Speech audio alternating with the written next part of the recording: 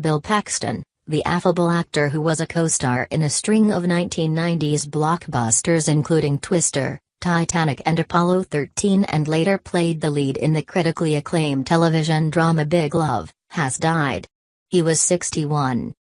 His death, from complications of surgery, was announced on Sunday by a family representative.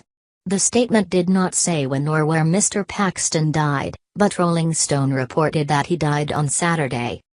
Early in his career, Mr. Paxton had small parts in The Terminator, 1984, and Aliens, 1986.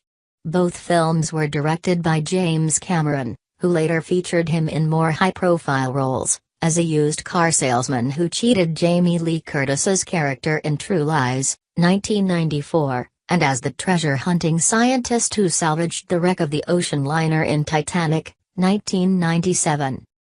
He also starred in Ron Howard's Oscar-nominated film Apollo 13, 1995, portraying Fred Hayes, one of 3 astronauts on a mission to the moon that experienced serious mechanical problems, and in Twister, 1996, as a storm chaser. Over the last decade, Mr. Paxton appeared regularly on television. From 2006 to 2011, he played Bill Henriksen, the patriarch of a polygamist family in Utah, on the HBO series Big Love. He received 3 Golden Globe nominations for his portrayal.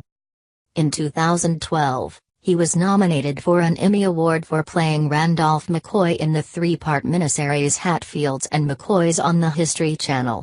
And in 2014, he appeared in 6 episodes of Marvel's Agents of S.H.I.E.L.D. on ABC.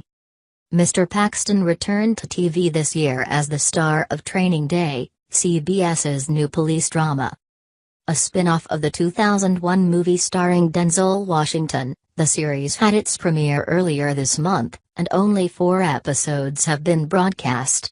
In total, 13 episodes of Training Day have been filmed, and Mr. Paxton appears in all of them. For now, the show will continue to be shown on Thursday nights, but its future is not certain. Reviews have been mixed, though Mr. Paxton's performance as a rogue cop has been praised, and its ratings have been low, averaging little more than 4 million viewers. In a statement, CBS and Warner Bros. Television said they were shocked and deeply saddened by Mr. Paxton's death, but they offered no word on the show's future. Mr. Paxton was born on May 17, 1955, in Fort Worth. When he was 8, Mr. Paxton and his brother, Bob, were taken by their father to see President John F. Kennedy on the morning of November 22, 1963, in Fort Worth, hours before his assassination in Dallas. It was amazing to see President Kennedy, because I had mostly seen him on television in black and white, and there he was in living color, he recalled in a 2013 interview. I remember just a really euphoric crowd. I was a bit young to really understand later the consequences of the event. There is a photograph of Mr. Paxton from that morning, perched on a stranger's shoulders. Mr. Paxton's survivors include his wife of more than 30 years, Louise Newberry, and 2 children, James and Lydia. Long before his role in Big Love, Mr. Paxton was good-natured in assessing his status in Hollywood. It's always a little frustrating when you're reading a script after 10 guys ahead of you have had a chance to pick it over, he said in 1998. You can almost see the breadcrumbs. I haven't had a role that's propelled me into major stardom. Sure, I've had roles that put me on the playing field. A lot of base hits. No home runs.